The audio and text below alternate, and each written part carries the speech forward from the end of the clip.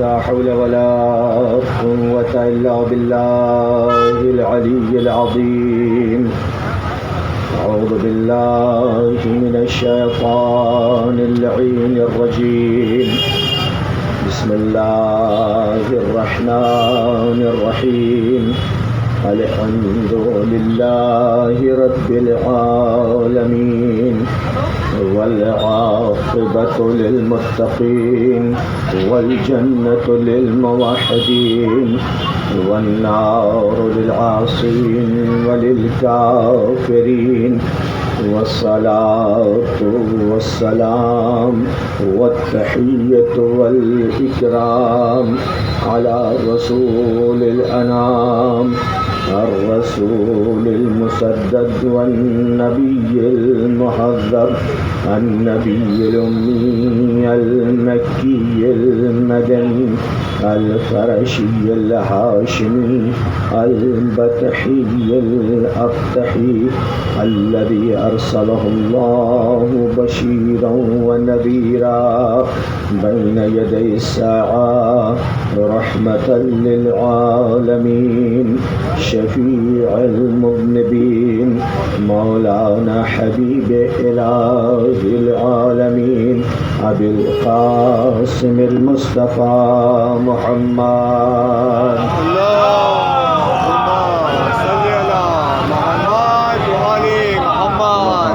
الطيبين الطاهرين المعصومين المظلومين الغر الميامين الذين أذهب الله عنهم الرجس وطهرهم تطهيرا. لا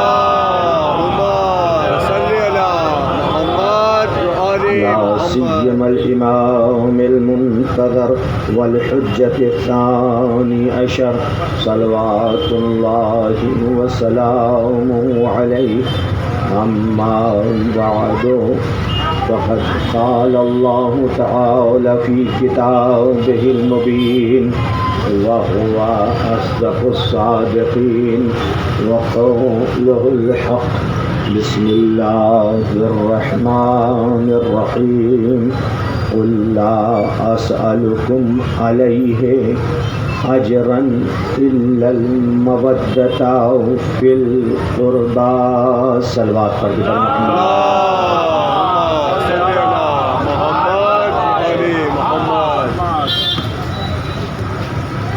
قرآن مجید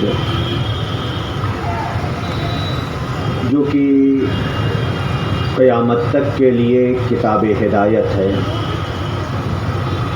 اس کتاب ہدایت میں جو قیامت تک کے لیے تمام انسانوں کی ہدایت کے لیے کتاب آئی ہے، صرف مسلمانوں کی ہدایت کے لیے نہیں. قرآن مجید میں جہاں پہ بھی تذکرہ ہوا ہے کہ قرآن کتاب ہدایت ہے، تو یہ نہیں ہے کہ صاحبان ایمان کے لیے، مسلمانوں کے لیے، صرف مومنین کے لیے نہیں، تمام انسانوں کے لیے کتاب ہدایت ہے. جو بھی انسان ہے اس کے لیے یہ کتاب ہدایت ہے. اللہ تعالیٰ نے اس کتاب ہدایت میں بہت ساری آیتیں ان لوگوں سے مخصوص کی ہیں کہ جن کو ہادی بنا کر بھیجا ہے، جن ہستیوں کو ہادی بنا کر کے بھیجا ہے ان کے بارے میں بھی. جبکہ خود قرآن کا اعلان ہے کہ قرآن مجید میں ہر شے موجود ہے، قیامت تک کی تمام چیزیں جو بھی ہم ڈھونڈیں گے قرآن میں ہے. قرآن کا اعلان ہے ولا رطب ولا یابس الا فی کتاب مبین. قرآن مجید میں ہر خشک و تر موجود ہے، ہر شے موجود ہے. تو جس آیہ کریمہ کو ابھی آپ کے سامنے پیش کیا، نہایت ہی مشہور و معروف آیت ہے جو آپ لوگوں کو بھی یاد ہے. چھوٹی سی آیت ہے، سورہ شورا کی آیت نمبر 23 ہے. بہت ہی مشہور و معروف آیت ہے. یہاں کی فضا اور یہاں کے مومنین اور اس پروگرام کے اعتبار سے اس آیت کا انتخاب کیا ہے. جب نبی اکرم کی خدمت میں اجر رسالت دینے کے لیے اس آیت کی تفسیر میں اہل سنت کے ایک مفسر، تفسیر کی کتاب ہے کشاف، صاحب کشاف نے صلوات پڑھتے پر محمد والے اللہم صلی علی محمد وعلی محمد. اب ٹھیک ہے، صلوات پڑھتے پر محمد والے محمد. اللہم صلی علی محمد وعلی محمد.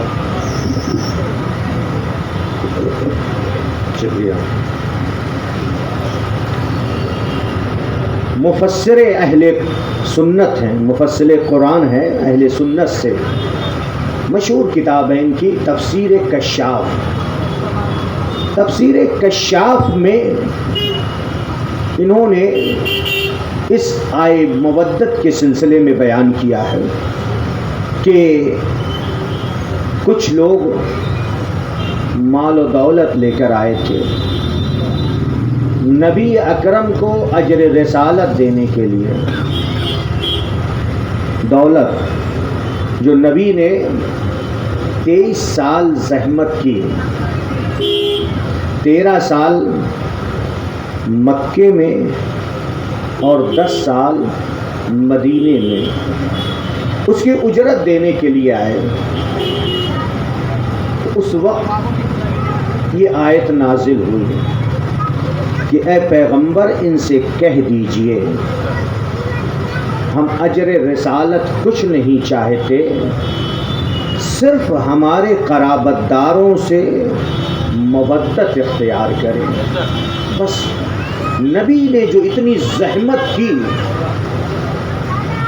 23 سال اور جتنی تکلیفیں ہمارے نبی صلی اللہ علیہ وآلہ وسلم کو دی گئیں،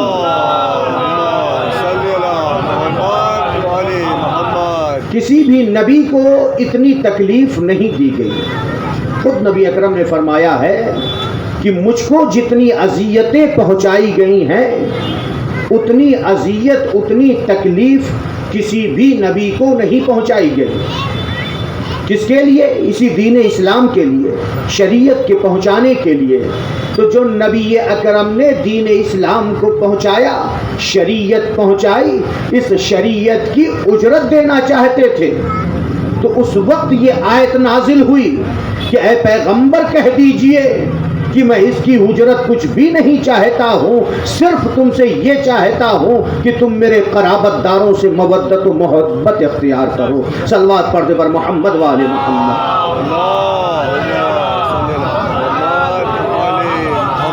اور قرآن مجید کی بہت ساری آیتیں ہیں کہ جن کے اندر اہل بیت کا تذکرہ موجود ہے، چونکہ ہمارے لیے اصل معیار قرآن ہے.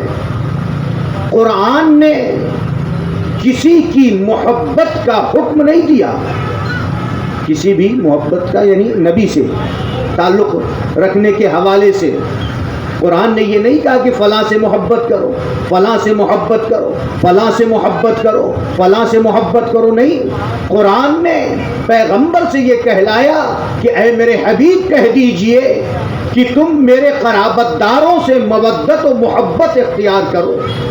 اس کے علاوہ میں تم سے کچھ بھی نہیں چاہتا ہوں. اور پھر اس کے بعد اس آیت کو جہاں پر بیان کی ہے صاحب کشاف نے، اس کی جہاں پہ یہ آیت ذکر ہوئی ہے اس کے ذیل میں کچھ حدیثیں پیش کی ہیں. وہ حدیثیں کیا ہیں؟ وہ یہ کہ بیان کرتے ہیں کہ نبی اکرم نے فرمایا ہے، اسی محبت کے حوالے سے نبی اکرم نے فرمایا ہے کہ الا من مات علی حب آل محمد مات شہیدا، جو اپنے دل میں آل محمد کی محبت لے کر جائے گا، محبت لے کر کے مرے گا، اس کی موت شہادت کی ہوگی. ہمارے یہاں بھی کتابوں میں موجود ہے اور اسے صاحب کشاف نے بھی بیان کیا ہے. جو ان کی محبت پر دنیا سے جائے گا، اگرچہ اسے بستر پہ موت آ رہی ہے، لیکن چونکہ ان کی محبت دل میں لے کر جا رہا ہے، لہذا اس کی موت شہادت کی موت کہی جائے گی. پھر فرمایا، نبی اکرم کی حدیث بیان کی، الا آگاہ ہو جاؤ، من ماتا علی حب آل محمد ماتا تائبا، جو آل محمد کی محبت پر دنیا سے گیا وہ توبہ کیا ہوا گیا. پھر اس کے بعد بیان کیا، الا من ماتا علی حب آل محمد ماتا مغفورا، آگاہ ہو جاؤ، جو آل محمد کی محبت پر مرا وہ مغفرت کیا ہوا مرا ہے. پھر اس کے بعد بیان کیا، آگاہ ہو جاؤ، الا من ماتا علی حب آل محمد بشرہ ملک الموت بالجنہ ثم منکر و نکیر، جو آل محمد کی محبت پر دنیا سے گیا، ملک الموت اسے جنت کی بشارت دیتے ہیں.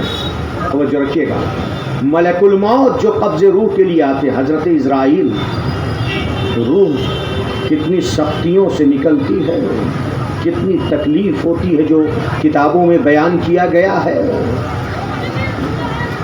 انسان جب دنیا سے جاتا ہے، منازل آخرت میں سے پہلی منزل انسان کی حالت احتضار کی ہوتی ہے کہ قرآن مجید کہہ رہا ہے کہ موت کی غشی کا آنا حق ہے. وجاءت سکرۃ الموت بالحق، موت کی بے ہوشی کا آنا حق ہے، یعنی ہر ایک کے لیے، ہر ایک کے لیے ہے کہ موت کی بے ہوشی آئے گی. کل نفس ذائقۃ الموت، ہر نفس کو موت کا ذائقہ چکھنا ہے. تو اب جب وہ اس دنیا سے جا رہا ہے، اس کی پہلی منزل کیا ہوتی ہے؟ حالت احتضار کی ہوتی ہے. سورہ قاف کی یہ آیت ہے، اللہ ارشاد فرما رہا ہے موت کی غشی کا آنا حق ہے.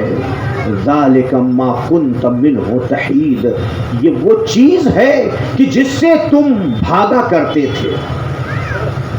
ہر انسان کوئی موت کے لیے تیار ہوتا ہے، ہر ایک موت سے راہ فرار اختیار کرتا ہے.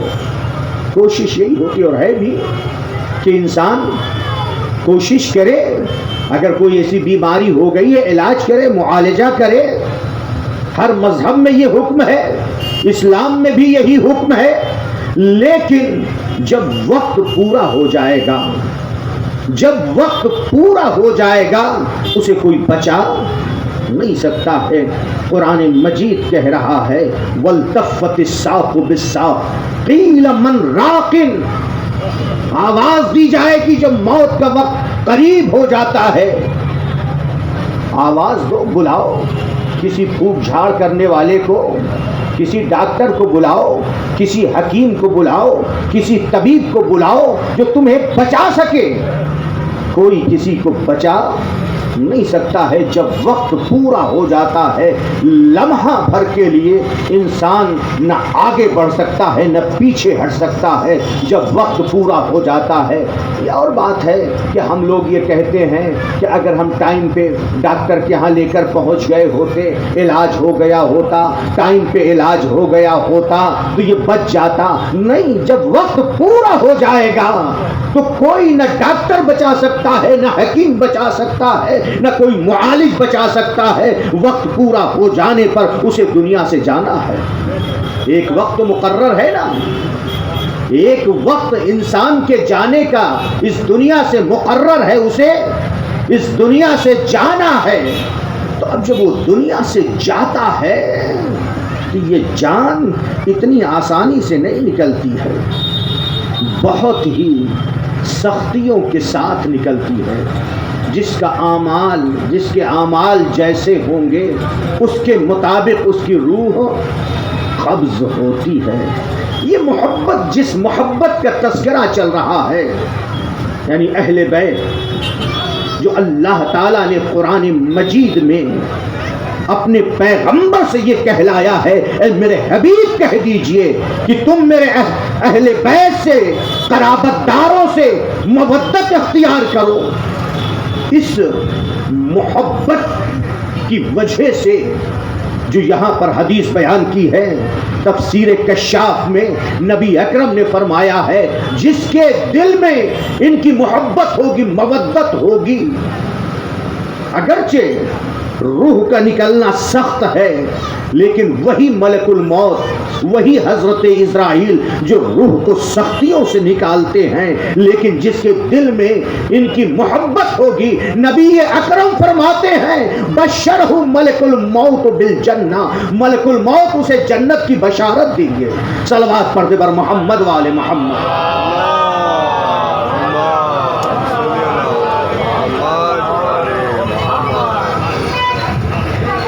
اور یہی نہیں کہ صرف ملک الموت, پھر اس کے بعد ارشاد ہے ثم منکر و نکیر, پھر اس کے بعد اس کو جنت کی بشارت کون دیتا ہے؟ منکر اور نکیر دیتے ہیں. منکر و نکیر کا کیا کام ہے یہ تو معلوم ہے نا. رات, پہلی رات جو ہے مرنے کے بعد کی, دفن کی پہلی رات, دفن ہونے کے بعد پہلی رات بڑی سخت ہوتی ہے. حدیثوں میں یہی تو ہے نا, مسلمانوں کو جو حکم دیا گیا ہے حدیثوں میں وہ یہی تو ہے نا کہ مرنے کے بعد چونکہ پہلی رات جو آئے گی نہایت سخت آئے گی, قبر کے اندر سوالات کیے جائیں گے, لہذا مرنے والے کے جو وارث ہیں, ورثہ ہیں, وہ صدقہ دیں, مرحوم کی طرف سے صدقہ دیں, خیرات دیں, مرحوم کی طرف سے نماز پڑھیں. نماز پڑھتے ہیں نا, یہ کس لیے ہے, یہ صدقہ کس لیے ہے؟ یہ اسی لیے ہے تاکہ قبر کے اندر مرنے والے کو آسانی ہو جائے. منکر و نکیر جو آتے ہیں, توجہ رہے, منکر و نکیر ہم لوگ دفن کرنے سے پہلے اسے تلقین پڑھتے ہیں نا. تلقین کا معنی ہے سمجھانا, تو ہم اسے سمجھا کر بھیجتے ہیں کہ دیکھو قبر میں جب تم سے سوال کیا جائے, اذا اتاک ملکان, جب تمہارے پاس دو ملک آئیں اور تم سے سوال کریں من ربک, تمہارا رب کون ہے, کہہ دینا اللہ ربی, میرا رب اللہ ہے. قبر کے اوپر بھی جنازہ رکھا جاتا ہے, تلقین پڑھتے ہیں, اور جب قبر میں لٹاتے ہیں شانہ ہلا کر کے بھی اسما افہم, اے فلاں ابن فلاں سنو اور سمجھو. تو یہ یہی جو ہے سناتے ہیں اور سمجھاتے ہیں، تلقین کرتے ہیں کہ جب تم سے منکر و نکیر سوال کریں کہ تمہارا رب کون ہے تو تم کہہ دینا اللہ رب من نبیوں کا، تمہارا نبی کون ہے کہہ دینا محمد مصطفیٰ صلی اللہ علیہ وآلہ وسلم نبی، محمد مصطفیٰ صلی اللہ علیہ وآلہ وسلم میرے نبی ہیں. توجہ رہے، یعنی جو ہمارا عقیدہ ساری زندگی تھا، مرتے وقت بھی ہم اپنے مرحوم کو دوبارہ عقیدے کو یاد دلاتے ہیں، یاد دہانی کراتے ہیں. پھر اس کے بعد منکر و نکیر سوال کرتے ہیں من امامو، تمہارا امام کون ہے؟ کہہ دینا کہ ہمارے امام کون ہیں؟ علی ابن ابی طالب امامی، والحسن امامی، والحسین امامی، وعلی ابن الحسین امامی، ومحمد ابن علی امامی، وجعفر ابن محمد امامی، وموسیٰ ابن جعفر امامی، وعلی ابن موسیٰ امامی، ومحمد ابن علی امامی، وعلی ابن محمد امامی، والحسن ابن علی امامی، والحجہ عجل اللہ تعالی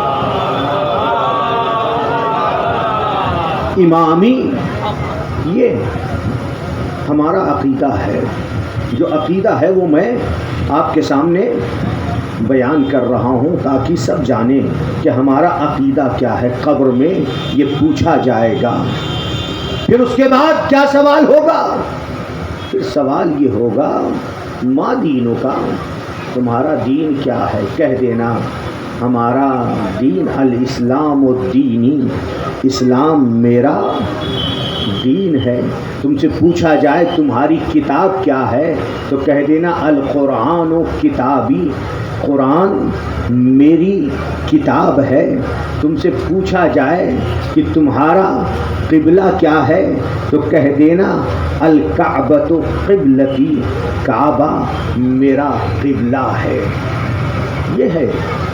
یہ ہے ہمارا عقیدہ. دنیا جان لے، دنیا ہمیں پہچان لے تو نبی اکرم نے جو تفسیر کشاف میں روایتیں ہیں، نبی اکرم نے فرمایا کہ آگاہ ہو جاؤ، جو اپنے دل میں ہمارے اہل بیت کی، آل محمد کی محبت لے کر کے جائے گا اسے ملک الموت جنت کی بشارت دیں گے. پھر اس کے بعد منکر اور نکیر بھی اسے جنت کی بشارت دیں گے. اور پھر اس کے بعد بیان کرتے ہیں الا من ماتا الا حب آل محمد، جو محمد و آل محمد کی محبت پر دنیا سے جائے گا یزف الی الجنہ کما تزف العروس الی بیت زوجہا، اسے جنت کی طرف اس طرح سے لے جایا جائے گا کہ جیسے دلہن کو اس کے شوہر کے گھر لے جایا جاتا ہے. جو ان کی محبت پہ مرے گا. پھر اس کے بعد نبی اکرم فرماتے ہیں آگاہ ہو جاؤ الا من ماتا الا حب آل محمد جعل اللہ قبرہ مزار ملائکۃ الرحمہ، جو اپنے دل میں آل محمد کی محبت لے کر کے جائے گا اللہ تعالیٰ اس کی قبر کو ملائکہ رحمت کے لیے زیارت گاہ قرار دے دے گا. اس کی قبر کو ملائکہ رحمت کے لیے زیارت گاہ قرار دے دے گا. یعنی رحمت کے فرشتے اس کی قبر میں اس کی زیارت کے لیے آئیں گے. یہ کون سی محبت؟ وہی محبت کہ جس کے لیے قرآن کہہ رہا ہے قل لا اسألکم علیہ اجرا الا المودۃ فی القربى، میرے قرابت داروں سے مودت اختیار کرو. پھر اس کے بعد نبی اکرم فرماتے ہیں جو آل محمد کی محبت پہ مرے گا فتح فی قبرہ بابان الی الجنہ، اس کی قبر کے اندر جنت کے 2 دروازے کھول دیے جاتے ہیں. جو ان کی محبت پر دنیا سے جاتا ہے. لیکن اب اس کے مقابل میں جو حدیث ہے وہ یہ کہ جو ان کے بغض میں مرا، الا من مات علی بغض آل محمد، جو آل محمد کی عداوت میں، بغض میں، دشمنی میں، نفرت میں دنیا سے گیا، اس کے لیے کیا ہے؟ جا یوم القیامت مکتوب بین عینیہ آئس من رحمت اللہ، اسے قیامت میں اس طرح سے لایا جائے گا، اس کی پیشانی پہ لکھا ہوگا کہ یہ رحمت پروردگار سے مایوس ہے. رحمت پروردگار سے مایوس ہے. رحمت کا اپوزٹ کیا ہے؟ جو لعنت کہتے ہیں، لعنت کا مطلب یہی ہوتا ہے. لعنت کوئی گالی نہیں ہے. اگر ہم کسی کے لیے کہتے ہیں اللہم لعن فلاں ابن فلاں، پروردگارہ فلاں ابن فلاں پر لعنت ہو، تو لعنت کا مطلب کیا ہے؟ یعنی اے میرے معبود فلاں ابن فلاں کو رحمت سے دور رکھ. تو لعنت کا مطلب کیا ہے؟ رحمت سے دوری. توجہ رہے، جو رحمت سے دور ہوگا، جو رحمت سے دور ہوگا، توجہ رکھیے میری طرف، تو اسے کیا کہیں گے؟ یہاں پر ہے قیامت میں اسے لایا جائے گا، اس کی پیشانی پہ لکھا ہوگا کہ یہ رحمت پروردگار سے مایوس ہے، دور ہے. یعنی کیا؟ رحمت پروردگار سے دور ہے تو کیا چیز ہے؟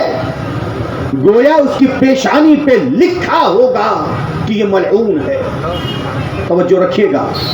اور پھر اس کے بعد اور بھی جملے ہیں حدیث کے، لیکن سارے جملوں کو حذف کرتے ہوئے فرماتے ہیں الا من ماتا الا بغض آل محمد لم یشم رائحۃ الجنہ، جو آل محمد کی دشمنی میں، عداوت میں، بغض میں دنیا سے جائے گا، وہ جنت کی خوشبو نہیں پائے گا، جنت کی خوشبو نہیں پا سکتا ہے. اللہ نے اجر رسالت دینے کے لیے آئے تھے، کیا چیز مانگی ہے؟ مودت. نبی اکرم نے جو بھی دین پہنچایا ہے، نماز پہنچائی، روزہ پہنچایا، حج، زکوٰۃ، امر بالمعروف نہی عن المنکر، حقوق، جتنی بھی چیزیں پہنچائیں، واجبات، محرمات، سب جو ہے کس کے اندر ہے؟ اسی میں ہے کہ جب تک اجر رسالت ادا نہیں کریں گے، نبی نے نماز پہنچائی ہے نا، اجر رسالت ادا کیے بغیر نماز قبول نہیں ہے، اجر رسالت ادا کیے بغیر روزہ قبول نہیں ہے، اجر رسالت ادا کیے بغیر حج قبول نہیں ہے، اجر رسالت ادا کیے بغیر کوئی بھی عمل قبول نہیں ہوگا. یہ مسلم ہے. یہاں تک کہ نبی اکرم صلی اللہ علیہ وآلہ وسلم فرماتے ہیں، صلوات پڑھتے پر محمد،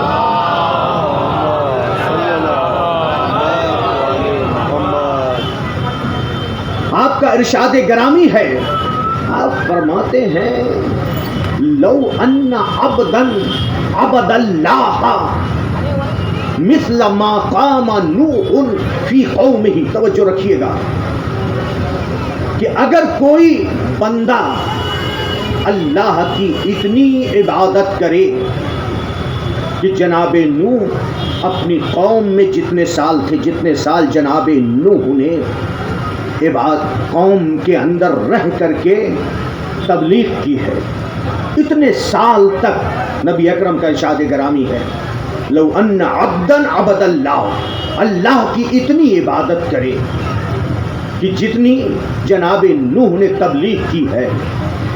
اور پھر اس کے بعد فرماتے ہیں وَكَانَ لَهُ مِثْلُ أُحُدٍ ذَهَبًا، اور اس کے پاس کوہ احد پہاڑ کے برابر سونا ہو، فَأَنفَقَهُ فِي سَبِيلِ اللَّهِ، اور اس سونا کو اللہ کی راہ میں خرچ کر دے، اللہ کی راہ میں انفاق کر دے، اللہ کی راہ میں صدقہ دے دے، اللہ کی راہ میں خیرات کر دے، اتنا سونا کہ کوہ احد کی جو پہاڑ ہے، جو آپ لوگ گئے ہوں گے احد میں دیکھا ہوگا، اس کے برابر سونا راہ خدا میں خرچ کر دے، اور اس کی عمر اتنی طولانی ہو، حج علی قدمیہ الف عام، پیادہ پیدل 1000 سال تک حج کیا ہو، 1000 سال تک پیادہ۔ اس محبت کو معمولی نہ سمجھیے، اسلام قبول ہی نہیں ہے اس محبت کے بغیر، اہل بیت کی محبت کے بغیر اسلام، نہ اسلام کی کوئی چیز کسی سے قبول ہوگی، یہ شرط ہے اہل بیت کی محبت۔ نبی اکرم نے ہمیشہ یہ فرمایا تھا کہ میں تمہارے درمیان انی تارکوں فیکم الثقلین کتاب اللہ وَإِطْرَتِي اہل بیتی، میں تمہارے درمیان 2 گراں قدر 2 بھاری چیزیں چھوڑ کر جا رہا ہوں، اللہ کی کتاب ہے اور میری اطرت اہل بیت ہیں۔ ما ان تمسکتم بہما لن تضلوا بعدی حتی یرد علی الحوض، اگر تم ان دونوں سے متمسک رہو گے تم میرے پاس حوض کوثر پر پہنچو گے، اور اگر تم نے ان کا ساتھ چھوڑ دیا تو تم حوض کوثر پر نہیں پہنچ سکتے۔ بلکہ ایک روایت میں یہ آیا ہے کہ حوض کوثر پر کچھ ازدحام کریں گے، اکٹھا ہوں گے، لیکن یعنی شدت تشنگی کی وجہ سے ان کی زبانیں نکلی ہوئی ہوں گی، لیکن ان کو وہاں سے دور کر دیا جائے گا۔ جب نبی اکرم کہیں گے یہ تو ہمارے یہ ہے، آواز قدرت آئے گی، اے میرے حبیب، یہ وہ ہیں کہ جنہوں نے تمہارے بعد دین میں بدعتیں ایجاد کی ہیں۔ توجہ رہے، اشارہ ہے، جنہوں نے دین میں بدعتیں ایجاد کی ہیں، خرافات ایجاد کی ہیں، لہذا وہی پہنچ سکے گا حوض کوثر تک، جنت تک، جن کے دلوں میں ان کی محبت ہوگی۔ ان کی محبت کے بغیر کوئی نہیں پہنچ سکتا۔ تو اس حدیث میں نبی اکرم فرماتے ہیں 1000 سال اس نے حج کیا ہو پیدل، وَقُتْلَ مَظْلُومًا بَيْنَ الصَّفَا وَالْمَرْوَہ، اور صفا و مروہ کی پہاڑیوں کے درمیان کہ جہاں پر سعی کی جاتی ہے وہ مظلوم قتل کر دیا جائے، بے گناہ قتل کر دیا جائے۔ نبی اکرم فرماتے یا علی لم یعالک، اگر تمہاری محبت اس کے دل میں نہیں ہے، لم یشم رائحۃ الجنہ، وہ جنت کی خوشبو بھی نہیں پائے گا، ولم یدخلھا، اور جنت میں داخل بھی نہیں ہو سکے گا۔ صلوات پڑھتے بر محمد و آل محمد۔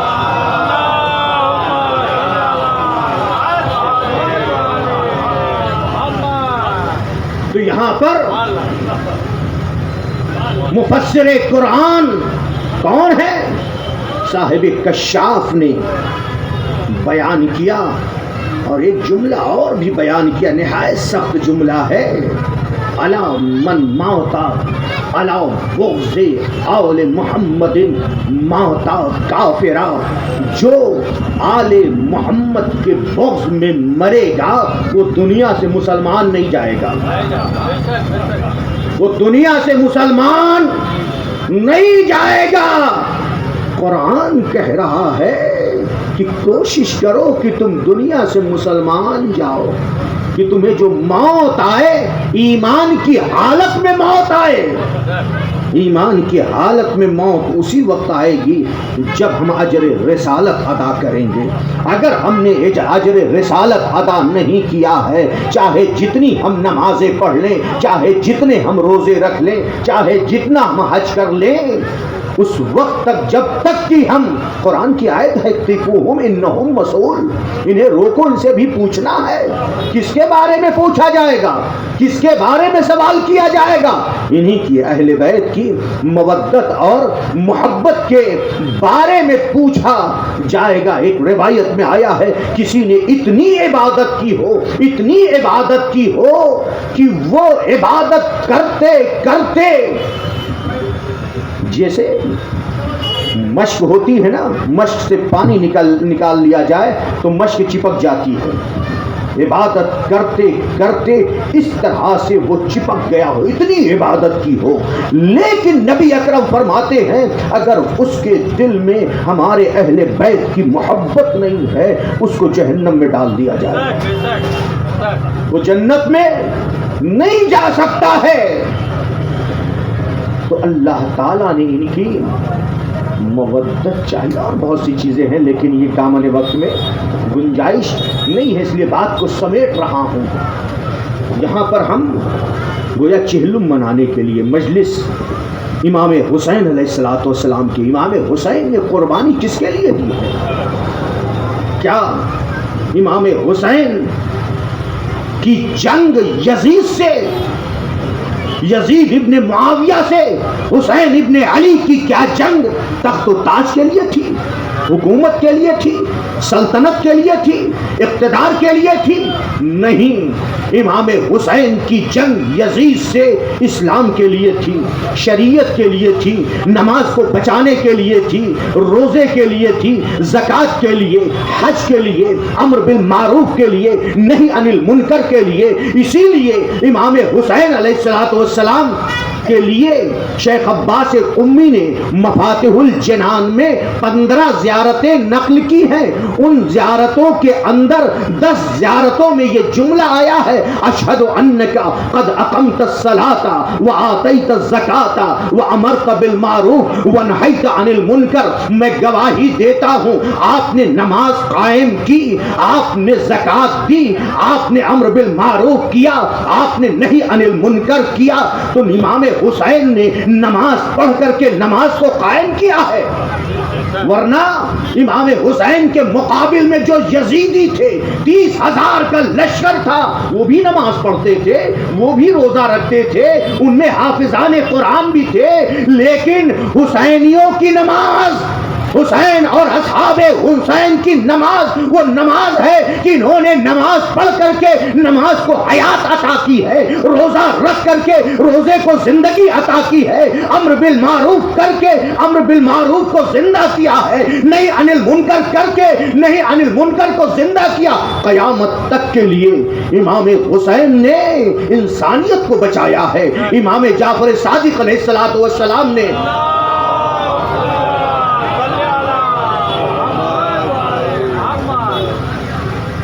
زیارت 40 میں آپ نے پڑھی نا، مومن کی علامتوں میں سے ایک علامت زیارت 40 پڑھنا ہے۔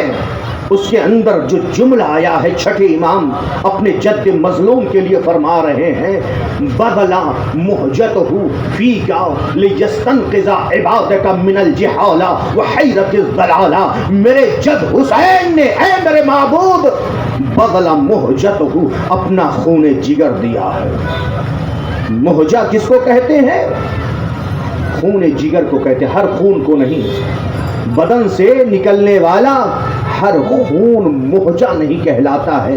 عربی میں مہجہ اس خون کو کہتے ہیں جو جگر سے نکلتا ہے۔ چھٹے امام فرما رہے ہیں اے میرے معبود، تیری بارگاہ میں میرے جد نے اپنا خون جگر دیا ہے۔ بدلا مہجت خوفی کا کس لیے؟ لیستنقذ عبادک، تاکہ تیرے بندوں کو نجات عطا کرے۔ یہ نہیں کہا ہے لیستنقذ امت محمد کو، یا یہ نہیں کہا مسلمانوں کو، مومنین کو نہیں، چھٹے امام یہ فرما رہے ہیں تاکہ تیرے بندوں کو نجات عطا کرے۔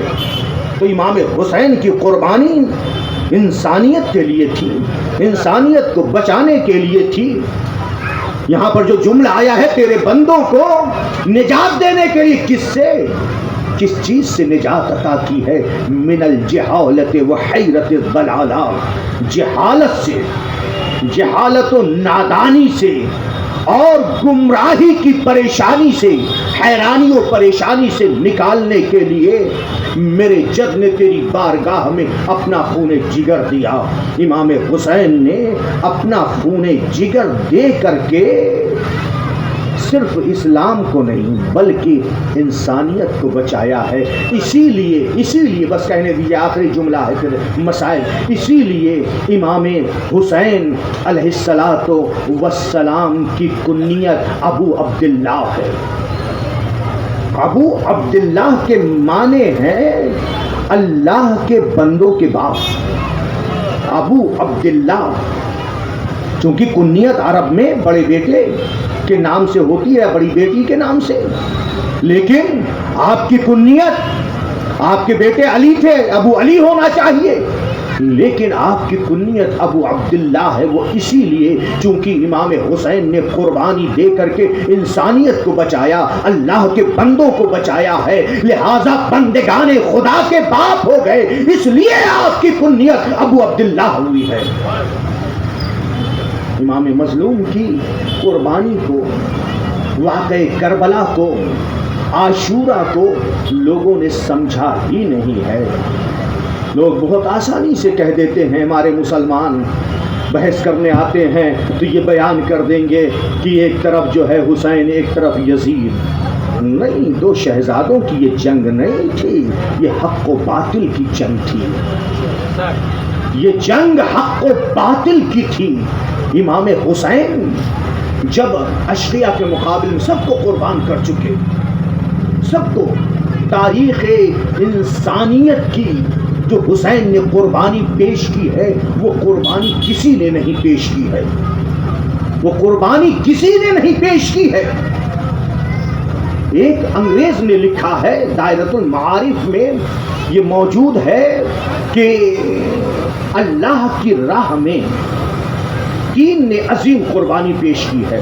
3 کا تذکرہ کیا، سقراط، جناب عیسیٰ، چونکہ وہ عیسائی ہے لہذا اس نے اپنے عقیدے کے حساب سے جناب عیسیٰ کے بیان کیا، جبکہ ہمارے قرآن کے اعتبار سے ہے کہ جناب عیسیٰ زندہ ہے۔ وما قتلوہ وما صلبوہ، قرآن کی آیت ہے کہ جناب عیسیٰ کو نہ قتل کیا گیا ہے اور نہ ہی سولی پہ لٹکایا گیا ہے، بلکہ ان کو اشتباہ ہوا، کسی اور کو سولی پہ لٹکایا۔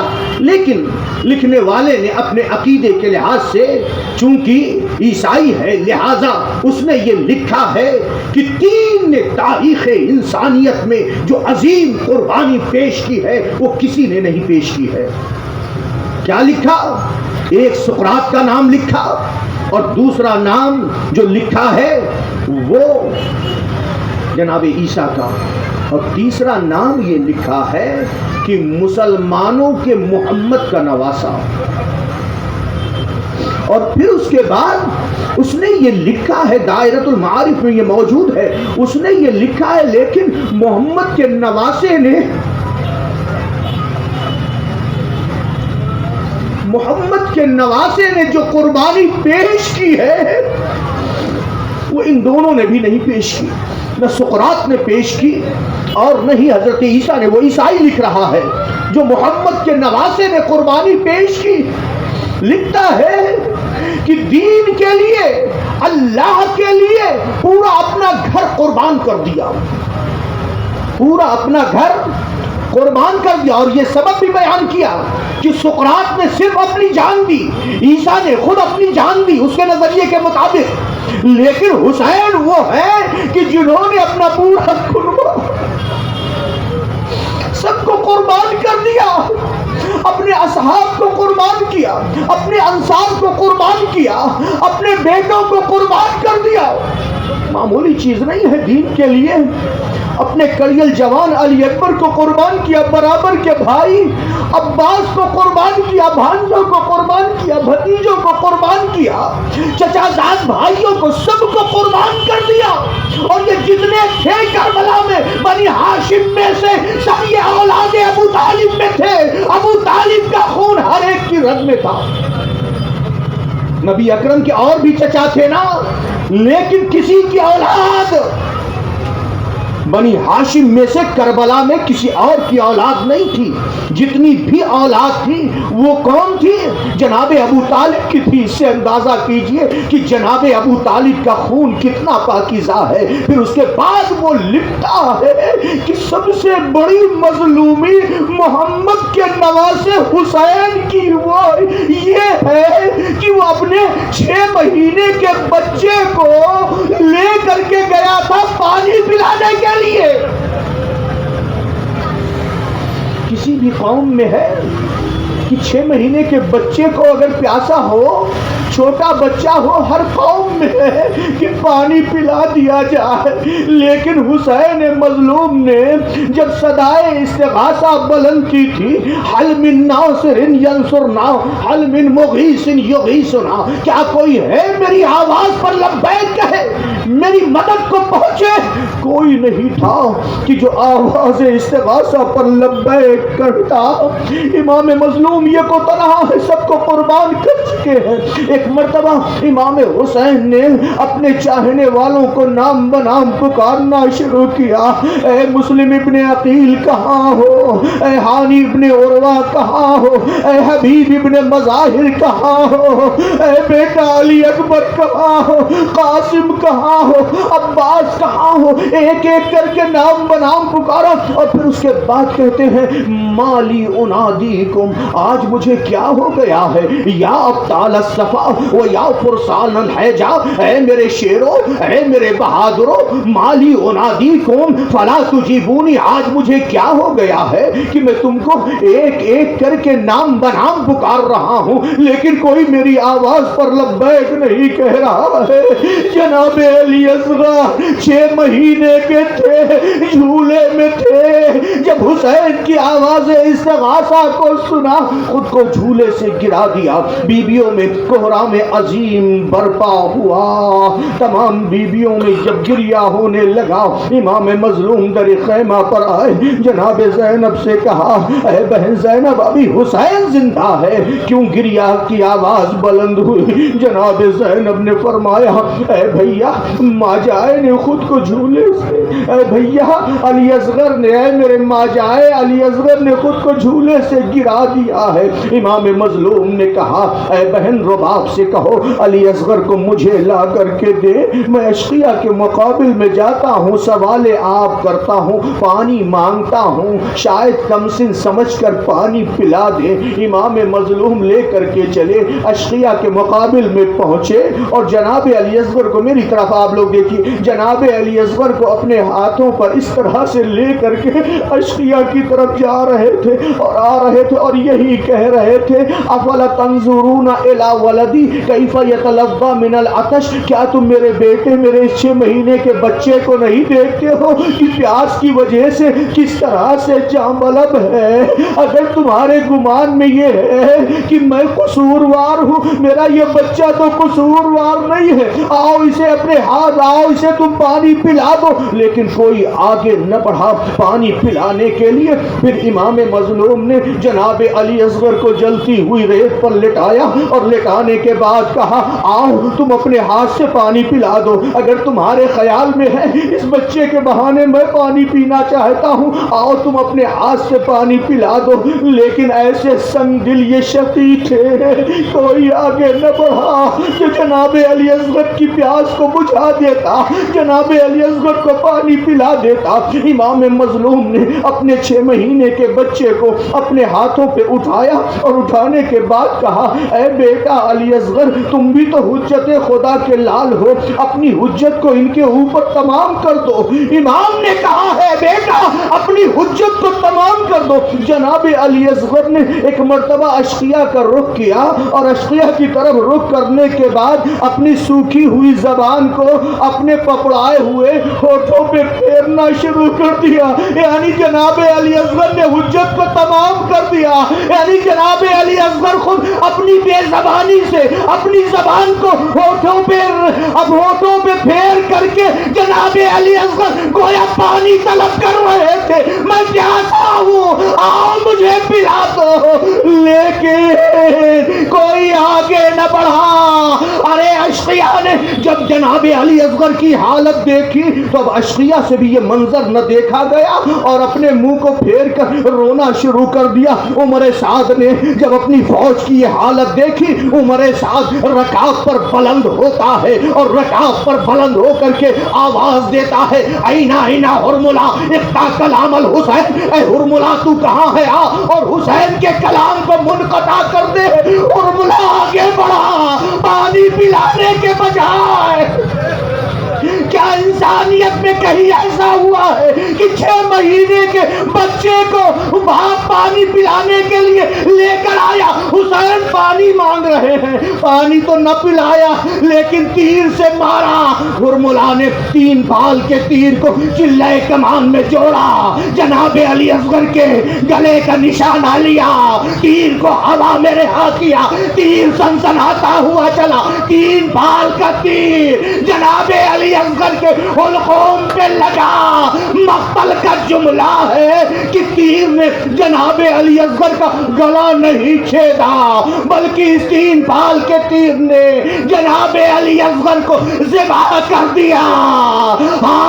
انقلب الصبی علی ید المظلوم، بچہ اپنے باپ کے ہاتھوں پہ منقلب ہو گیا۔ امام مظلوم نے اپنے ہاتھ کو جناب علی اصغر کے گلے کے نیچے لگایا، ننھی سی جان، 6 مہینے کا بچہ، کتنا خون گرتا، ہائے چند خون کے چند قطرے گرے، اپنے چہرے پہ مل لیا اور فرمایا روز قیامت اپنے نانا سے اسی طرح سے ملاقات کروں گا۔ اب جناب علی اصغر کو اپنے 6 مہینے کے بچے، بچن جملے ہیں، 6 مہینے کے بچے کو سینے سے لگائے ہوئے خیمے کی طرف چلے۔ ماں سے کہہ کے آئے تھے نا رباب سے کہ لاؤ اپنے لال کو میں پانی پلا کر لے کر آتا ہوں، لے کر کے چلے، لیکن مقتل کا جملہ ہے 7 مرتبہ یہ کہتے ہوئے آگے بڑھے اور پیچھے ہٹے، انا للہ و انا الیہ راجعون، رضا بقضائہ و تسلیما لامرہ۔ کیوں 7 مرتبہ آگے بڑھ رہے تھے، پیچھے ہٹ رہے تھے؟ اس خیال سے پیچھے آ رہے تھے کہ رباب کو کیا جواب دیں گے۔ رباب در خیمہ پر اپنے بیٹے کا انتظار کر رہی تھی، ایک مرتبہ بڑھ کر کے کہا، اے فرزند رسول کیا میرے لال کو پانی پلا لائے؟ امام مظلوم نے بڑھ کر کیا جواب دیتے؟ علی اصغر کی میت کو ماں کی آغوش میں دے دیا۔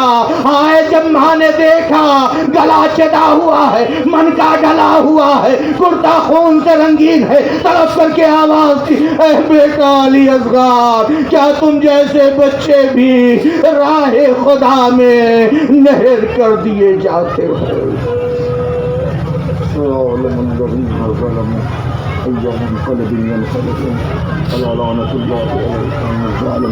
پروردگار ہمارے اس عمل کو قبول فرما، اے میرے معبود جہاں پر بھی شان حیدر کرام سب کی حفاظت فرما، اے میرے معبود، اے میرے معبود ہمارے جو بھی مومنین دنیا سے گزر چکے ان کی مغفرت فرما۔ ماتم